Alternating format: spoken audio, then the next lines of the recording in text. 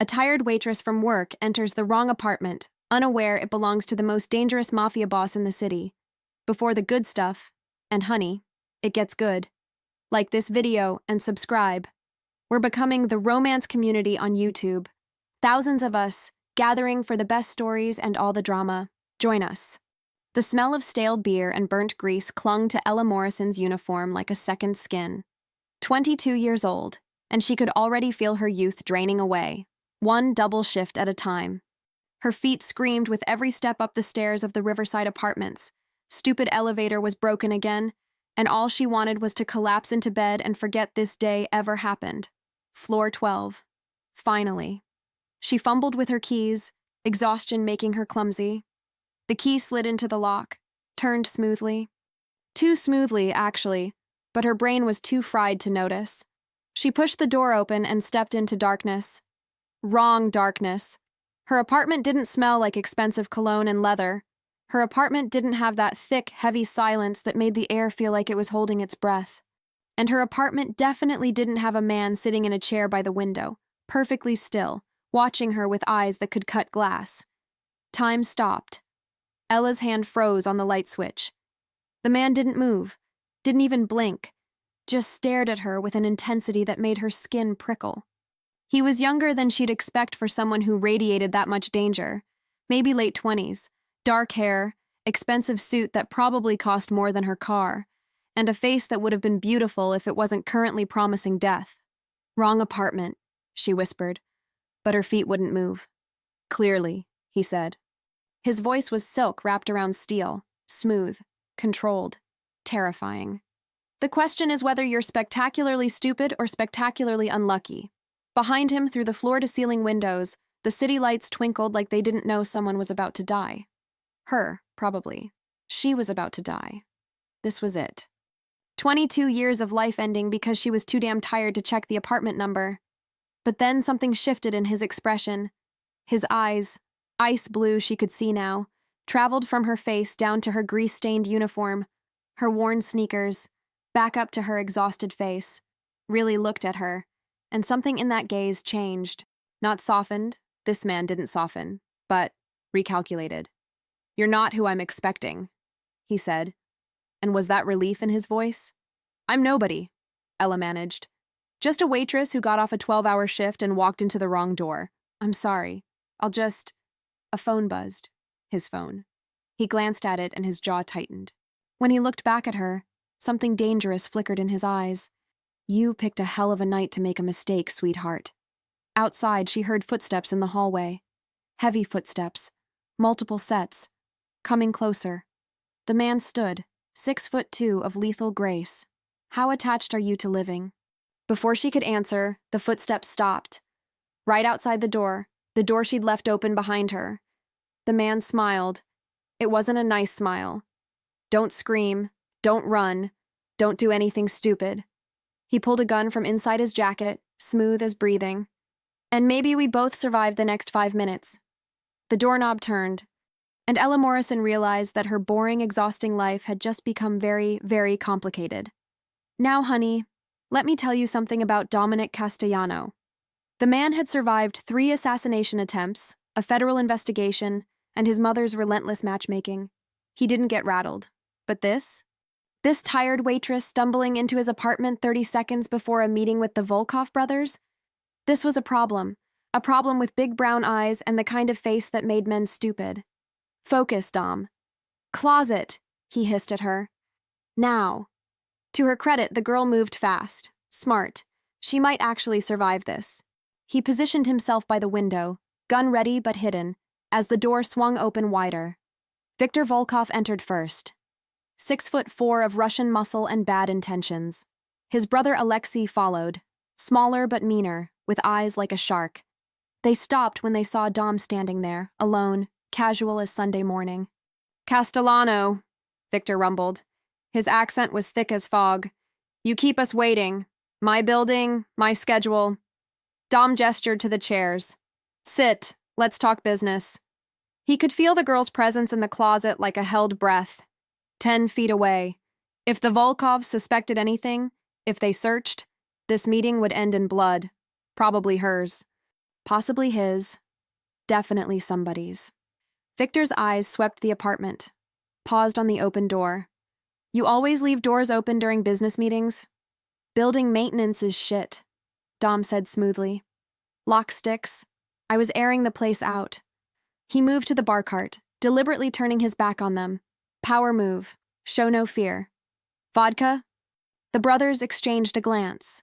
Alexei's hand drifted toward his waistband. Dom calculated angles, distances, probability of survival if this went sideways. 70-30 in his favor. But that was before accounting for the girl. With her, maybe 50-50. We drink, then we talk numbers, Victor said finally, sitting. Dom poured 3 glasses with steady hands. Inside, his mind raced. The Volkovs wanted to move product through his territory. Heroin. Big money, bigger risk. He'd been planning to refuse, politely but firmly, and send them back to Brighton Beach with their pride intact. Clean business, no complications. But now there was a complication hiding in his closet, breathing too loud, probably terrified out of her mind. To profitable partnerships, Victor raised his glass. To knowing when to walk away, Dom countered. The temperature in the room dropped 10 degrees. Alexei leaned forward. You refuse us? His English was better than his brother's, which somehow made him more dangerous. I'm declining the opportunity, Dom corrected. Different thing entirely. Your product, your roots, your risk. I don't need the heat. The heat finds everyone eventually, Castellano. Question is whether you have friends or enemies when it comes. A crash from the closet. Small. A hanger falling, maybe. But in the silence of that moment, it sounded like a gunshot. 3 sets of eyes swung toward the sound. Victor stood slowly. You said you were alone. I am, Dom lied. Then you won't mind if Alexei checks. This was it. The moment where everything went to hell or miraculously didn't. Dom's finger tightened on his gun, still hidden against his thigh. He could drop Alexei first, maybe Victor before he drew. Maybe. The closet door started to open. Let me tell you about fear, darlings. Real fear isn't screaming. It's that moment when your body goes completely still because your brain knows that moving even an inch might be the thing that kills you. That's where Ella was. Frozen in Dominic Castellano's closet, surrounded by expensive suits that probably cost more than her entire wardrobe, listening to men discuss her death in accents straight out of a mob movie. Because that's what this was, wasn't it? She wasn't stupid. Guy with a gun, guys with worse intentions, apartment that screamed money and danger. She'd walked into a mob meeting. Stupid, stupid, stupid. The hanger had fallen because her hand was shaking. She'd tried to brace herself against the wall and knocked it loose. Now someone was walking toward the closet. Heavy footsteps, getting closer. She saw it then. The gun, on the top shelf, partially hidden behind a shoebox. Her fingers stretched up, carefully, so carefully, and wrapped around cold metal. She'd never held a gun before, never wanted to, but if that door opened and someone tried to hurt her, she'd figure it out real fast. The footsteps stopped, right outside. Through the crack in the door, she could see him. The smaller Russian. Alexei, they'd called him. He had a face that looked like it enjoyed hurting people. His hand was on the doorknob. Wait, Dominic's voice cut through the tension like a blade. You really want to insult me in my own home? Implying I'm hiding something? That I'm afraid of you? The hand on the doorknob paused. We have protocols, Victor. Rules. I've respected them. I've been straight with you. And now you're going to rifle through my closet like I'm some street dealer hiding his stash? The contempt in Dominic's voice was thick enough to cut. If that's the level of respect I can expect, then we're done here. Get out. Silence. The kind that precedes violence. Then Victor laughed, loud and booming. You have balls, Castellano. I give you that. He said something in Russian to his brother. Alexei's hand dropped from the doorknob. We leave. But think about our offer. The world is changing. Old rules don't apply like they used to. I'll sleep on it, Dominic said, lying. Ella could hear it even if the Russians couldn't. She listened to them leave, the door closing, locks engaging, then footsteps approaching the closet. She raised the gun, her hands shaking so badly she couldn't keep it steady. The door opened. Dominic stood there, looking at her down the barrel of his own gun. He didn't flinch, didn't move. Just met her eyes with that same calculating gaze from before. Safety's on, he said quietly. You'd need to flick that little switch before you could shoot me. Ella looked down. He was right. Her face flushed hot. Though I appreciate the initiative, he continued, taking the gun from her trembling hands with practiced ease. Not many people could stay quiet through that. You did good. Who are you? She whispered. Someone you should forget you ever met. He stepped back, creating distance. Professional, cool. But his eyes, those ice blue eyes, were still doing that thing. That really looking thing that made her feel seen in a way that was both terrifying and intoxicating. What's your name? Ella. Ella Morrison. Well, Ella Morrison. He checked his watch. Expensive. Probably Swiss. You've got two choices. I can have someone escort you home safely, make sure you get there with no problems. Or, he paused, or you can walk out that door right now and pray the Volkovs didn't leave someone watching the building. That's not two choices, she said. That's one choice and suicide. He smiled, actually smiled. It transformed his face from dangerous to devastating. Smart girl. So what happens now? Now? He walked to the window, looked out at the city like he owned it. Maybe he did. Now, your life gets complicated. 3 days later, Ella was still alive. Honestly, she was as surprised as anyone. Dominic, because apparently she was on a first-name basis with a mob boss now, had been true to his word. A man named Marco, built like a brick wall with a surprisingly gentle smile, had driven her home that night, had checked her apartment, had given her a phone number, in case. In case of what she'd been afraid to ask. She hadn't used it, hadn't told anyone. What would she say? Hey, remember that Tuesday I came home late? Yeah, I accidentally crashed a mob meeting and didn't die. Pass the salt. But she couldn't stop thinking about him. Those eyes, that voice, the way he'd stayed calm when any normal person would have panicked, the way he'd looked at her like he was reading a book written in a language only he could understand. She was pouring coffee at the diner, same grease, same exhaustion, same life, when she felt it. That prickle on the back of her neck that said someone was watching. She turned. He was sitting in booth 7. Dominic Castellano, looking completely out of place in his expensive suit, reading a newspaper like this was his regular spot.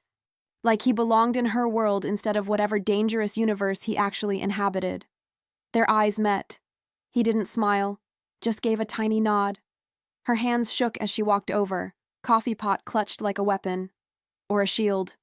What are you doing here? Having breakfast. The pancakes any good? They're terrible. Everything here is terrible. She glanced around.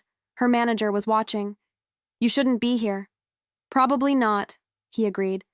But I wanted to make sure you were okay, that the Volkovs hadn't come sniffing around. I'm fine. I've been fine.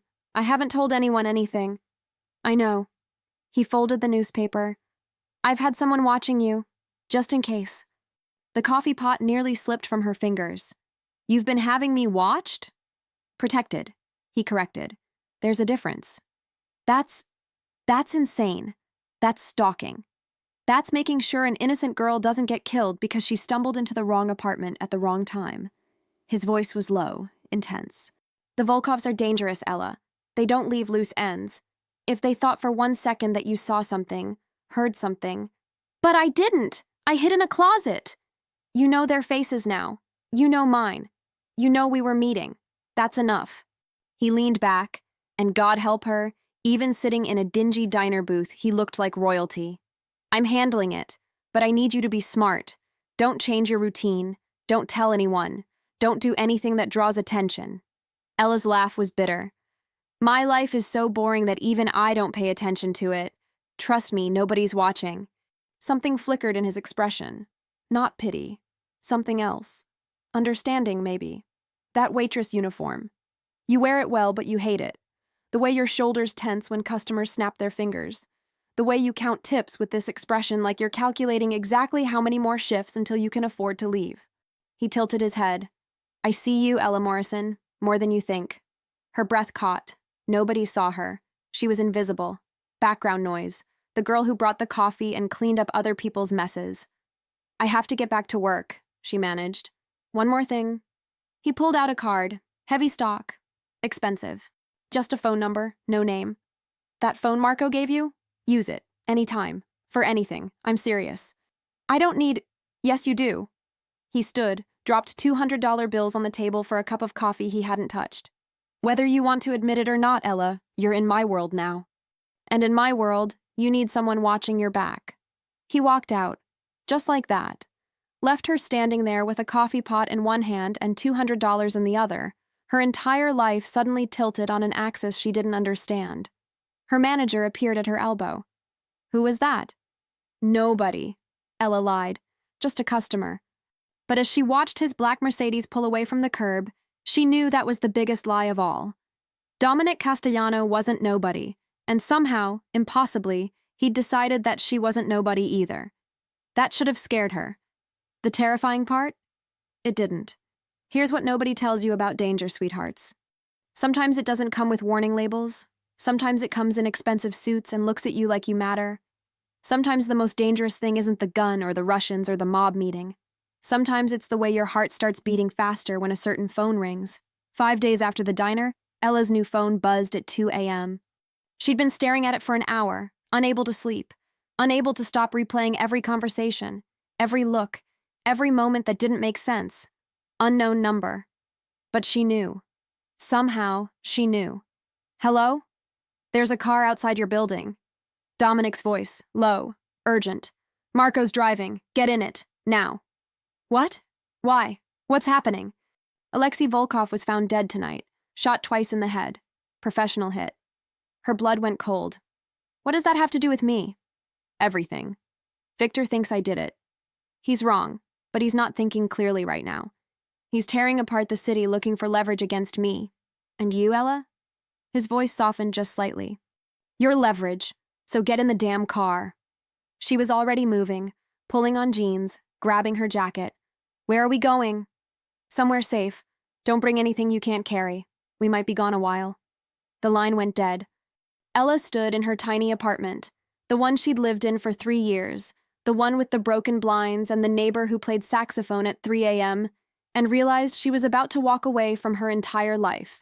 For a man she'd known for a week. A criminal. A stranger. A man who saw her. She grabbed her phone, her wallet, a change of clothes. That was it. That was her whole life, fitting in a backpack. Depressing when you really thought about it.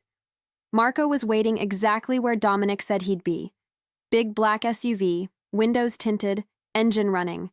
He didn't smile this time. Just opened the door, checked the street both ways, and got her inside like she was the president. Where is he? She asked as they pulled away. Cleaning up a mess, Marco said. His eyes never stopped moving, scanning mirrors, windows, rooftops. Boss is good at that. Cleaning up messes. Is that what I am? A mess? For the first time, Marco looked at her directly. His expression was kind. You're the first thing he's protected in years that isn't business. Take from that what you will. They drove for 20 minutes. Out of the city, into suburbs that got progressively nicer. Houses became estates. Streetlights became scarce. Finally, they turned down a long private drive, past gates that opened automatically, up to a house that looked like it belonged in a magazine. Dominic was waiting on the front steps. He looked different. Tired. The careful control cracked just slightly around the edges. When she got out of the car, he moved toward her with 3 long strides and then stopped, like he'd forgotten how close he was allowed to get. Thank you for coming, he said. You didn't really give me a choice. There's always a choice. His eyes searched her face. You could have run, could have called the police, could have done a dozen things that would have been smarter than getting in that car. The police? She laughed. It sounded slightly hysterical even to her own ears. And tell them what? That I'm being hunted by Russian mobsters because I accidentally walked into the wrong apartment? They'd lock me in a psych ward. Fair point. He ran a hand through his hair, the first uncontrolled gesture she'd seen from him. Come inside. We need to talk. The house was beautiful, modern, clean lines, and expensive everything. It looked like a place where nothing bad could happen. She knew better now. How long do I have to stay here? She asked. Until Victor is handled. Which means? Until he's dead or convinced I didn't kill his brother. Dominic poured himself a whiskey, didn't offer her one. His hands were steady again. Control reestablished. Could be days, could be weeks. I have a job, I have bills. I have a life, which won't mean anything if you're dead. He turned to face her. I'm sorry. I know this isn't fair. You didn't ask for any of this. But you're in it now, and I'm not letting anything happen to you. Why? The question burst out before she could stop it. Why do you care? You don't know me. I'm nobody. He crossed the room in 3 strides, stood close enough that she could smell his cologne, see the flecks of silver in his blue eyes, feel the heat radiating off him. You're not nobody, Ella. Stop saying that. Then what am I? His jaw tightened. Whatever he was thinking, he didn't say it. You're someone who deserves better than to be collateral damage in a war that has nothing to do with her. That's not an answer. It's the only one I've got right now. He stepped back, creating distance, safe distance. Marco will show you to your room.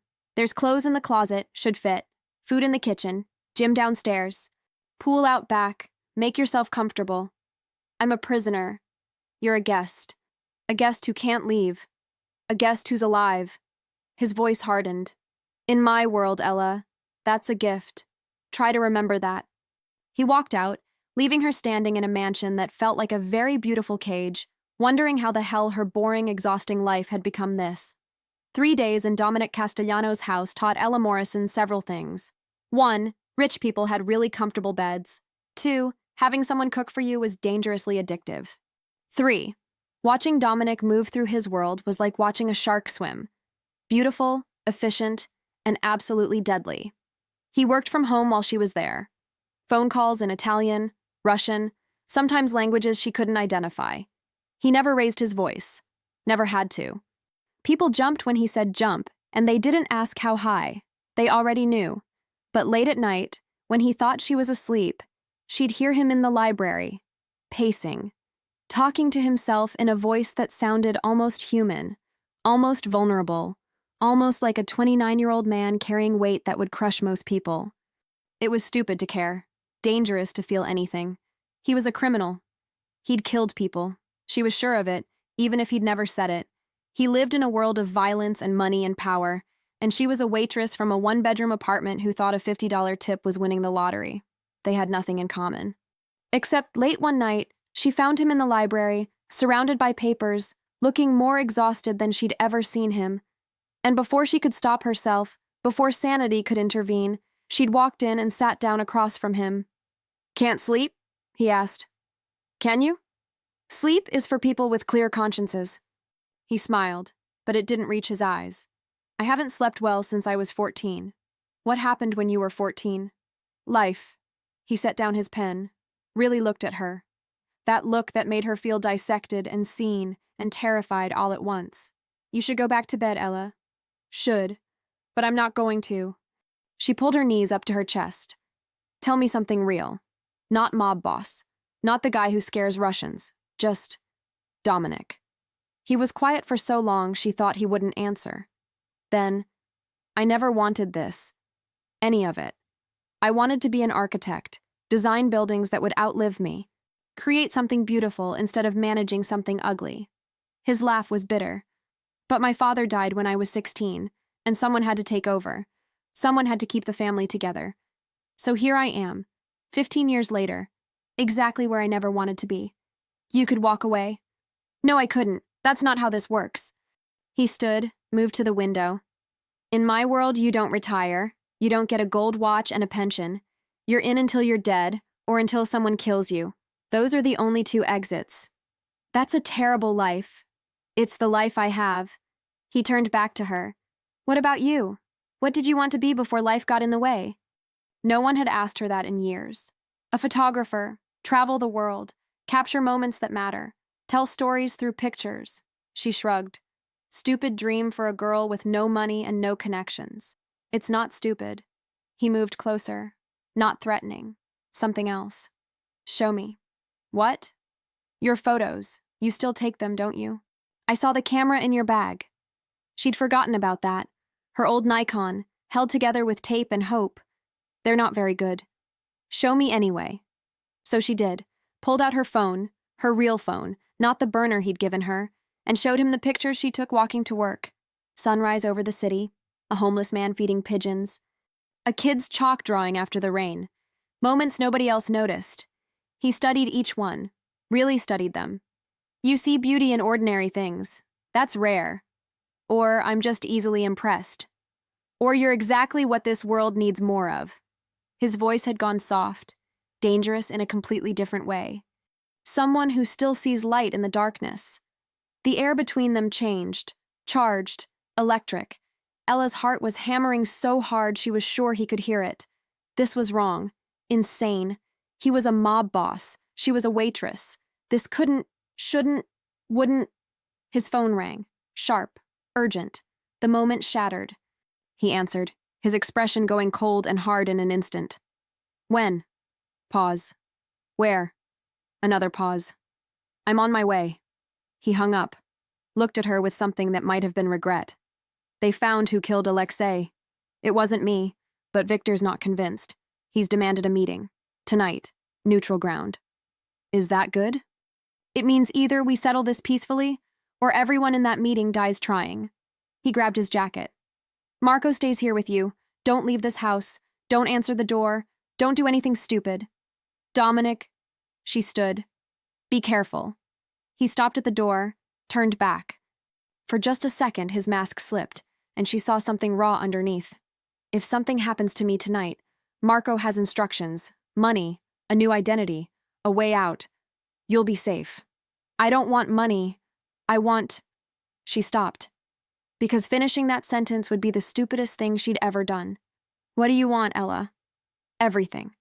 Nothing. You. The words stuck in her throat. He crossed back to her in 3 strides, cupped her face with one hand. His thumb brushed her cheekbone with a gentleness that seemed impossible from a man like him. When this is over, he said quietly, when you're safe and this is all handled, I'm letting you go.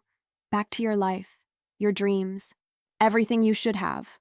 But tonight, his eyes were burning. Tonight, I need you to know that you mattered. You matter, more than you should.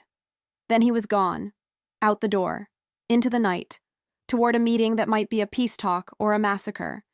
And Ella Morrison, 22-year-old waitress from nowhere special, stood in a mansion she didn't belong in, with a heart that was breaking for a man she couldn't have, and realized that sometimes the most dangerous thing in the world isn't the bullet. It's the person you'd take a bullet for. The real story? It was just beginning. Now listen here, darlings, because this is where things get messy. And by messy, I mean the kind of messy that leaves bodies in expensive suits floating in the river. Dominic Castellano walked into that meeting knowing it could be his last night on Earth. The warehouse on the docks. Neutral ground, they called it. More like a killing floor with better lighting. Victor Volkov was already there, flanked by 6 men, all armed, all looking at Dominic like he was dinner. But Dom had brought his own insurance, Marco and 4 of his best. The kind of men who didn't flinch when things got ugly. You have balls showing up, Victor said. His grief had turned him into something feral, dangerous. My brother is dead because of you. Your brother is dead because someone wanted us at each other's throats, Dom replied. Cool as December. Think, Victor, who benefits if we destroy each other? You benefit. You refused our deal. Alexei pushed back. Now he's dead. Victor's hand moved toward his gun. Every man in the warehouse tensed. Convenient timing, no? I've killed men, Victor. I won't lie about that, but I don't kill during negotiations. Bad for business, bad for reputation, and I sure as hell don't kill someone's brother and then stick around waiting for revenge. Dom stepped closer. Fearless. Insane. I'm being set up. We both are. By who? That's what we need to find out. Together. Dom pulled out a folder, tossed it on the table between them. My people have been digging. Your brother was seen 3 hours before his death, talking to someone, getting into a car, black Mercedes, registered to a shell company. Victor grabbed the folder, flipped through photos. His expression darkened. I know this car. So do I. It belongs to Marco Santini. Dom let that sink in. Not my Marco. Marco Santini, Chicago family. They've been trying to move into my territory for 6 months. I keep saying no. They keep pushing. So they kill my brother, make it look like you, start a war between us. Victor's voice was deadly quiet. Then move in when we've weakened each other. Exactly. The silence stretched. Then Victor extended his hand. We find Santini. We make him pay. Then we revisit our business discussion. Dom shook it. Deal. He'd just made an alliance with the devil. But sometimes that's what survival looked like. Sometimes you shook hands with monsters to fight bigger monsters. The world wasn't black and white. It was blood red and money green, and you did what you had to do to protect what was yours. And Ella, God help him, Ella was his now. Whether she knew it or not. 2 hours later, Dom walked back into his house. Marco had texted him updates. Ella was safe. Ella was asleep. Ella was fine. But he needed to see for himself. Needed to confirm that she was still breathing, still whole, still there. He found her curled up on the library couch. She'd tried to wait up for him. His chest did something uncomfortable at the sight. Something that felt dangerously close to tenderness, to care, to all those stupid emotions that got men killed in his line of work. She stirred when he sat down beside her. You're alive. Disappointed? Relieved. She sat up, rubbed her eyes. What happened? He told her. All of it. The alliance. The real killer. The plan to hunt down Santini. He shouldn't have. She was supposed to be kept separate from this. Protected. Ignorant. But something about those brown eyes made him want to be honest. Made him want to be seen as something other than a monster. So, I'm still in danger, she said when he finished. Until Santini is handled, yes. But Victor's men will be helping now. You're safer than you were this morning. Lucky me. Her laugh was bitter. You know what the worst part is? I should be terrified. I should be begging you to let me go, to get me away from all of this. But I'm not. I'm sitting here worried about you. About whether you'll survive the next meeting, the next deal, the next war. She looked at him. That makes me crazy, right? Probably. He reached out, tucked a strand of hair behind her ear. The touch lingered. But I'm crazy too, because I should let you go, should put you on a plane to anywhere else, should forget I ever met you. But the thought of you not being here? His voice dropped. That's worse than any bullet, Ella. Dominic, don't say whatever reasonable thing you're about to say.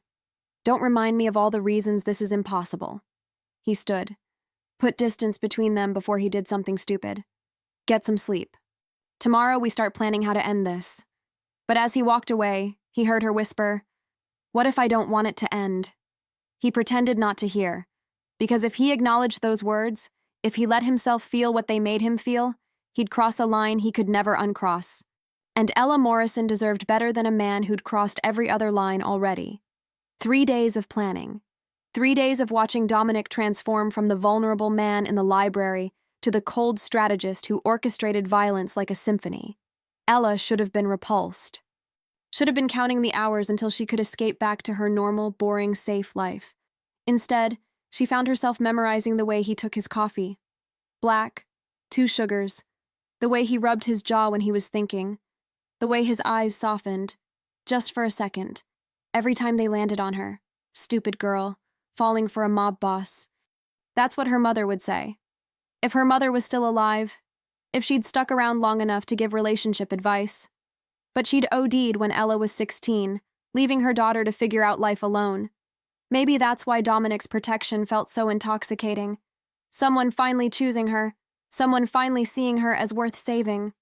You're thinking too loud, Dominic said from across the dining table. They were alone. Marco had taken the other men to scout Santini's usual haunts. What's going on in that head? Wondering how I got here. From serving pancakes to being protected by organized crime. It's quite a career pivot. Regret it? I should, but I don't. She met his eyes. That probably says something terrible about me. Or it says you're adaptable, survivor instinct. He set down his fork. I've been thinking about what happens after. When this is over, when you're safe. Her stomach dropped. You're going to send me away. I'm going to give you a choice. Stay in your old life. I'll make sure you're protected from a distance. New apartment if you want. Better job. Whatever you need, or... He paused. Or you stay here. With me. Not as a prisoner. As someone who chooses this. Chooses me.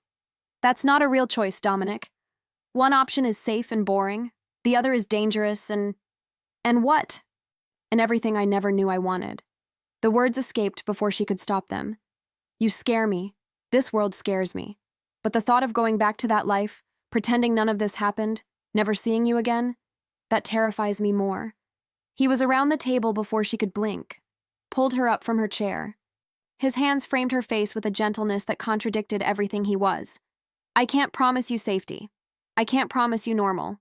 I can't even promise you happy. But I can promise you this. If you choose to stay, I will spend every day protecting you, choosing you, making sure you never regret it. Dominic. His phone rang. That urgent ringtone that meant business. He swore in Italian, checked the screen. It's Victor. We found Santini. The moment shattered. Just like that. Back to reality. Back to violence and strategy and survival. He was already moving toward the door, toward his car, toward whatever fresh hell awaited. Be careful, Ella called after him. He stopped, turned. When I get back, we finish this conversation. And Ella, start thinking about your answer, because I'm done pretending I don't want you here. I'm done pretending you're just someone I'm protecting. You're more than that. You've been more than that since the night you walked through that door. Then he was gone.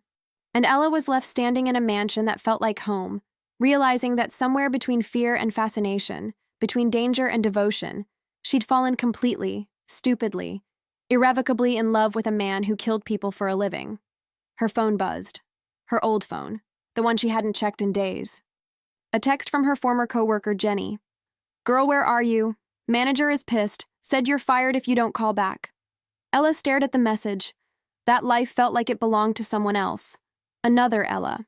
The one who thought a $50 tip was exciting. The one who dreamed small because dreaming big hurt too much when nothing ever changed. That Ella was gone, dead, transformed into someone who watched mob bosses plan revenge and felt her heart race not from fear, but from something far more dangerous. She deleted the message, turned off the phone, made her choice without even realizing it. Some bridges you burn without looking back, some doors you walk through knowing they only swing one way. She just hoped Dominic walked back through his. Honey, let me tell you about the moment everything changes. It's not always loud. Sometimes it's quiet. Sometimes it's a phone call at midnight that makes your blood run cold. Sometimes it's Marco bursting through the door with a face that says everything you need to know about how bad things have gotten. He's been shot. 3 words. Ella's world imploded into 3 words. She was moving before her brain caught up, grabbing her jacket, her phone. Where? How bad? Santini had backup we didn't know about. Ambush. Boss took 2 rounds. 1 in the shoulder, 1 grazed his ribs. He's alive, but... Marco's jaw tightened. He won't go to a hospital. Too many questions. We have a doctor coming here. The drive back felt like hours. Like days. Like her entire life condensing into the space between one breath and the next. Dominic was hurt. Dominic was bleeding. Dominic might die. And she'd never told him, never said. They burst through the doors. Victor's men were everywhere. Blood on the marble floors. Dominic was on the couch, shirt off, pressing a towel to his shoulder. His face was pale, but his eyes were sharp, focused, alive. You're supposed to be upstairs, he said when he saw her. Even bleeding, even in pain, he was trying to protect her from seeing this.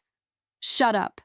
She was at his side before anyone could stop her, took the towel from his hand, pressed harder. He winced but didn't pull away. You're an idiot. You know that? A complete, absolute idiot. It's just a flesh wound. There is no such thing as just a flesh wound when someone shoots you. Her hands were shaking. Or maybe that was her whole body. You could have died. You could have... But I didn't. His good hand came up, cupped her face, blood on his fingers, but she didn't care. I'm okay, Ella. I'm right here. Santini? She managed. Dead. Victor put 3 in his chest. It's over. The threat is gone. His thumb brushed away a tear she didn't know she'd cried. You're safe now. This is finished. The doctor arrived then, elderly Italian man who'd clearly done this before. He shooed everyone away except Marco. Even tried to shoo Ella. She refused to move. Dominic's hand was in hers, and she wasn't letting go. Not now. Not ever. Stubborn, the doctor muttered in Italian. Then in English. She stays, but she holds his hand, not my instruments. She watched them clean the wounds, stitch the shoulder, bandage the ribs. Dominic didn't make a sound. didn't flinch.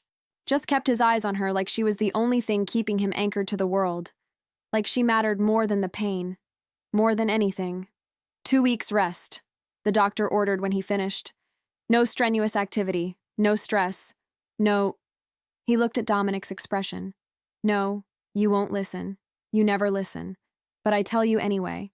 2 weeks. When everyone finally left them alone, when it was just the two of them in the early morning light, Dominic pulled her closer with his good arm. You didn't answer my question. From before. Stay or go? What's your choice? You just got shot and you're worried about that? I'm always worried about that. About you. About losing you. His voice was raw. Honest. I've lost a lot of things, Ella. Money. Friends. Years of my life to this world. But losing you? He shook his head. That would destroy me. Then don't lose me. She climbed onto the couch beside him, careful of his wounds.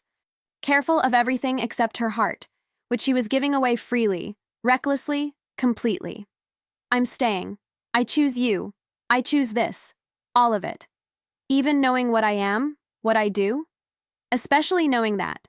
Because I also know who you are when the world isn't watching. When you're just Dominic, the man who wanted to be an architect. Who sees beauty in my terrible photographs. Who risks everything to protect someone he barely knows. She pressed her forehead to his. I see you too. The real you. And I'm not going anywhere. He kissed her then. Gentle despite everything. Reverent. Like she was something precious instead of a waitress from nowhere. Like she was his salvation instead of his complication. And maybe she was both. Maybe that's what love was. Being someone's everything even when it made no sense. I love you, he whispered against her lips. God help me. I love you, Ella Morrison. God help us both, she whispered back. Because I love you too. 2 weeks later, Ella Morrison learned what it meant to live in Dominic Castellano's world. Not as a guest, not as someone being protected, but as someone who belonged. It was terrifying. It was exhilarating. It was nothing like she'd imagined and everything she'd never known she needed. She met the family. Dom's mother, a tiny Italian woman with sharp eyes and a sharper tongue who took one look at Ella and said, finally, someone with sense. His sister Lucia, who ran the legitimate businesses and treated Ella like the sister she'd never had. His crew, who went from suspicious to protective in the span of a dinner where Ella made them all laugh with stories from her waitress days. She learned the rules. Don't ask about certain phone calls. Don't answer the door without checking. Don't trust anyone completely except Dominic and Marco. Keep her phone charged. Keep her eyes open. Keep breathing, because in this world, every breath was a gift. But she also learned the beauty. The family dinners that lasted hours. The fierce loyalty that meant dozens of people would die for each other. The way Dominic looked at her across crowded rooms like she was the only person who existed. The way he touched her in private, gentle, reverent, like she might disappear if he wasn't careful. They were in his office when Victor called. 3 weeks since the ambush. The alliance had held. Business was better than ever. But Victor had information, the kind that changed everything. My people in Chicago found something, Victor said through the speaker. About the girl. About Ella. Dominic went very still. What about her? Her father, Thomas Morrison. You know this name? Should I? He was FBI, undercover. Spent 5 years infiltrating the Chicago families 20 years ago. His testimony put away 15 men. Victor paused. Men who have sons. Sons who remember. Sons who might want revenge. The world tilted. Ella grabbed the desk for support. My father was FBI? He died when you were 7, Victor continued. Car accident, official report says. But my source? Says it wasn't an accident. Says the families ordered the hit. Took them years, but they got him. Why are you telling me this? Dominic's voice was ice. Because one of those sons, he's been asking questions about Thomas Morrison's daughter, about where she lives, where she works. He's been asking for 3 months, Castellano, since before you met her. The implication hung in the air like poison. I don't believe in coincidences. Do you? The call ended. Silence filled the office like a physical presence. Ella couldn't breathe, couldn't think. Her father, her sweet, funny father who she barely remembered, had been FBI? Had been murdered? And someone was looking for her? Ella, Is that why Santini's car was near my diner that day? Her voice sounded strange, distant. Was I the target all along? Not just some random girl who walked through the wrong door? I don't know. Dominic was already moving, pulling files, making calls. But I'm going to find out. Marco, get everyone here, now. The next 6 hours were a blur, men coming and going. Phone calls in multiple languages. Pieces of a puzzle coming together to form a picture Ella didn't want to see. Her apartment hadn't been random. It was in a building Santini's people owned. Her job at the diner wasn't coincidence. They'd been watching her for months. Even the night she walked into Dom's apartment might not have been an accident. Someone had been pushing her toward danger, toward Dominic, toward a war that would destroy them both. They wanted to kill me through you, Dom said finally. His voice was hollow. Make me care about you, then take you away. Break me, weaken me, open my territory for the taking. But you survived Santini. Because of you. Because I had something to protect. Something that made me sharper, faster, better. He looked at her with eyes that held too much pain. They didn't count on you being stronger than they thought. Didn't count on you mattering this much. So what now? She was numb. Her entire life had been a lie, a setup. Even her poverty, her struggles, all of it orchestrated to make her vulnerable, to make her the perfect weapon against Dominic Castellano. Now we end this. Completely. His voice turned to steel. We find everyone involved in your father's death. Everyone who's been watching you. Everyone who thought they could use you. And we make sure they never threaten you again. Dominic? No. He crossed to her. Pulled her against him. I don't care if this started as their plan. I don't care if they tried to manipulate us. What we have, it's real. You're real. And I will burn the world down before I let anyone take you from me. She should have been scared. Should have run. Should have done anything except what she did, which was wrap her arms around him and hold on like he was the only solid thing in a universe trying to tear them apart. Promise me something, she whispered. Anything. When this is over, when everyone who hurt us is gone, promise we'll have something normal. Even just one normal day. One day where you're not a mob boss and I'm not a target. Just Dominic and Ella. Just us. He kissed the top of her head. I promise. I'll give you 1,000 normal days. A lifetime of them. Neither of them mentioned that in their world, lifetimes were shorter than most people's. That promises were made in blood and broken in violence. That happy endings were fairy tales for people who didn't know better. But for one moment, they let themselves believe. The thing about revenge, sweethearts, is that it's a dish best served cold. But Dominic Castellano wasn't known for his patience, not when it came to protecting what was his. And Ella? Ella was his in every way that mattered. So when he got the name, Michael Morrison, Thomas's nephew, the one orchestrating everything, he didn't wait, didn't plan, just moved. His real name is Michael Brennan, Marco reported. Took his mother's maiden name after his father went to prison. Thomas Morrison's testimony put his dad away for life. The kid grew up planning this. 20 years of planning, 20 years of waiting for the perfect moment to destroy Morrison's daughter. Where is he? Chicago. Penthouse downtown. He thinks he's untouchable, protected by the families he's been working for. He's wrong. Dominic loaded his gun with mechanical precision. Victor's people will create a distraction. We go in quiet, fast, clean. And the girl? Marco glanced at the door where Ella was supposedly sleeping upstairs. She knows you're going after him? She knows. Dom's jaw tightened. She wanted to come. You said no. I said hell no. This is my world, my blood. She's suffered enough because of men like me. I won't let her become like us. He checked his watch. We leave in 10, get the others. But when they gathered by the car, Ella was standing there, dressed in black, face set with determination that would have been beautiful if it wasn't so terrifying. I'm coming. Absolutely not. He killed my father. He's been stalking me for months. He tried to use me to destroy you. Her voice was steady, cold. I'm coming, Dominic. You can either take me with you, or I'll follow in my own car. Your choice. They stared at each other. A battle of wills. Finally, Dom nodded once. You stay in the car. You don't get out for any reason. You see something go wrong? You drive away and don't look back. Understand? I understand. She was lying. He knew it. She knew he knew it. But sometimes love meant trusting someone to make their own terrible decisions. Sometimes it meant walking into hell together instead of alone. The drive to Chicago took 4 hours. 4 hours of silence heavy with things unsaid. 4 hours of Dom's hand finding hers in the darkness. 4 hours of preparing for what might be the last night of their lives. Michael Brennan's building was everything you'd expect. Expensive. Secure. Arrogant in its assumption of safety. Victor's people set off the fire alarm on the floor below. Chaos. Evacuation. In the confusion, Dom's team slipped in like smoke. Up the stairs, down the hallway. Through the door that should have been locked but wasn't, because inside jobs were always easier when you paid the right people. Brennan was sitting at his desk, cool as ever, like he'd been expecting them. Maybe he had been. Castellano. I wondered when you'd figure it out. You should have stayed in Chicago, kid. Should have left her alone. Her? She's a Morrison. She's a symbol. Her father destroyed my family, destroyed dozens of families. You think she gets to just live a happy life while we suffer?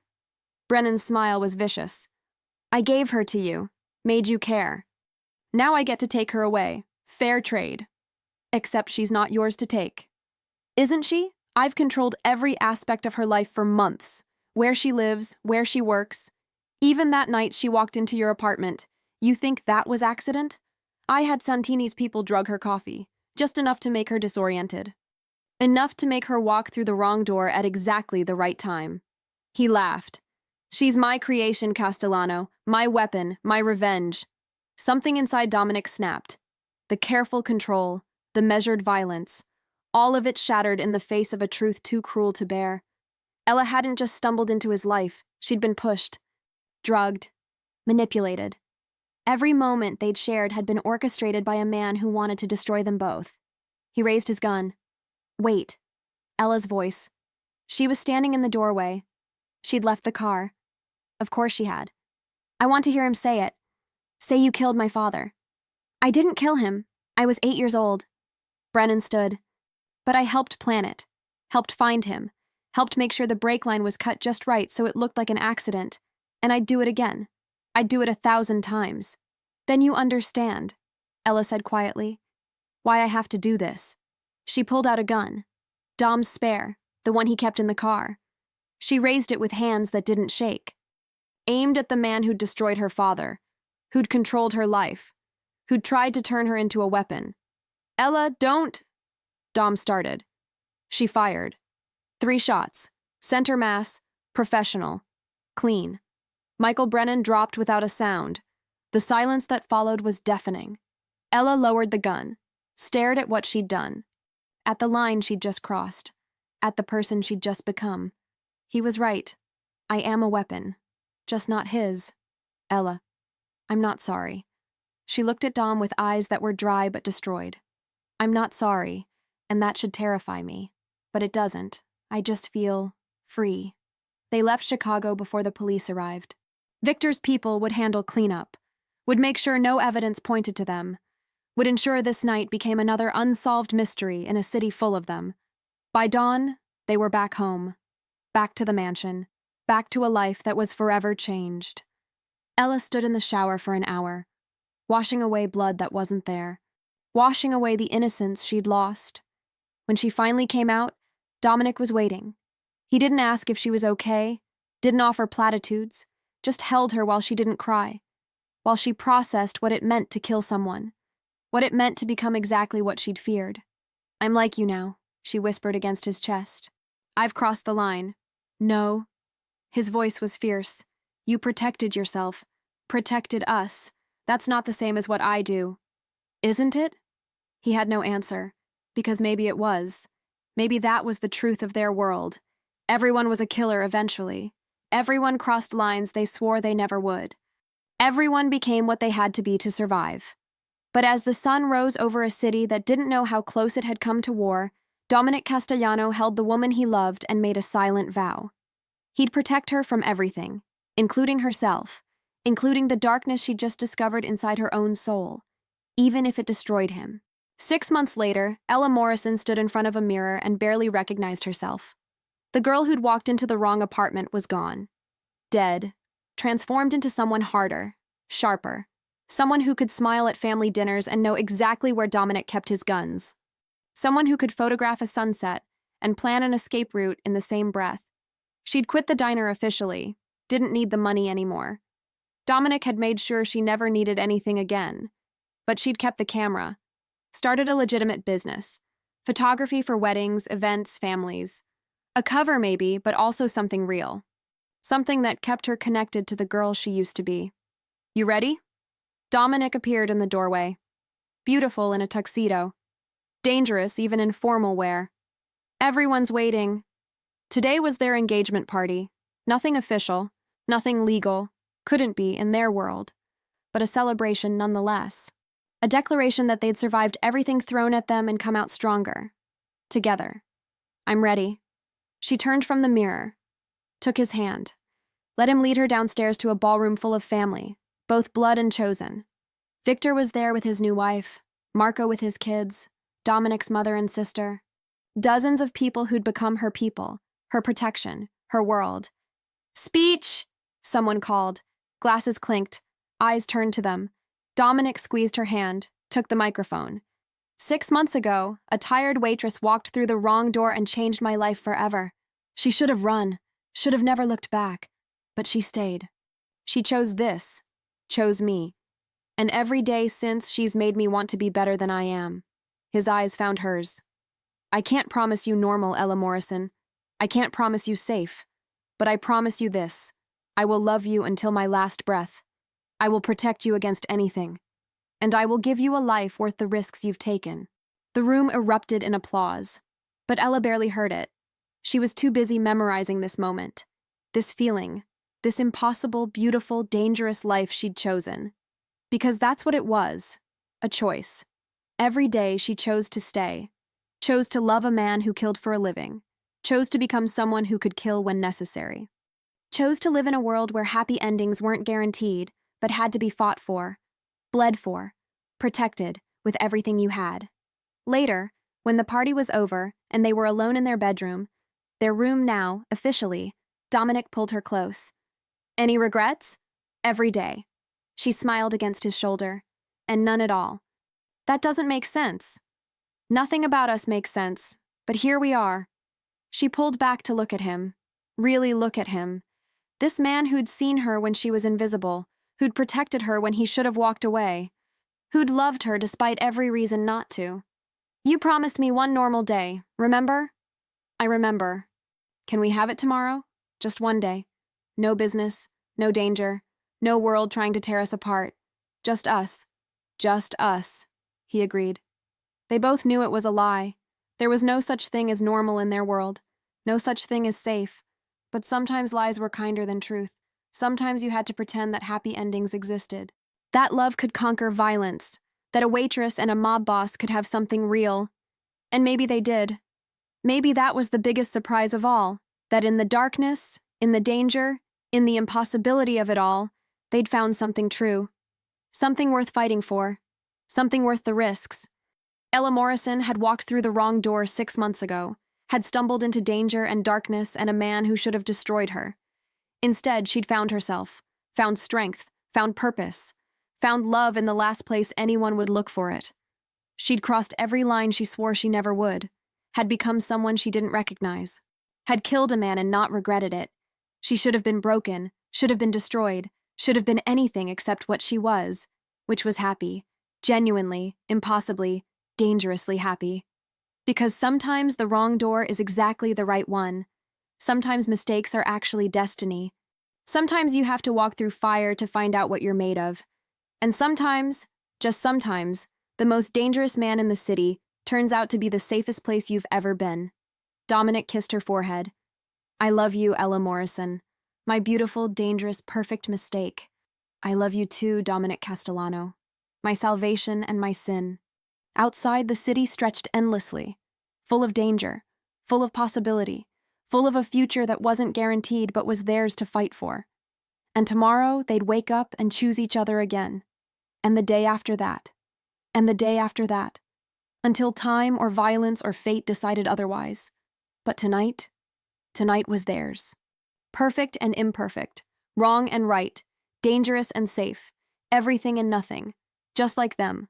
The wrong door, the right man, the perfect disaster, the beautiful ending. And somewhere in the darkness, a tired waitress who'd become a queen smiled, knowing she'd finally found where she belonged, in the arms of a man who'd burn the world down to keep her safe, in a life that made no sense except in all the ways that mattered, in a love that shouldn't exist but did anyway, fierce and unbreakable and completely, utterly, dangerously theirs. The end. And the beginning. Because in their world, every ending was just another door. And Ella Morrison had learned to walk through them fearlessly, hand in hand with the man who'd taught her that sometimes the most terrifying thing you can do is choose love.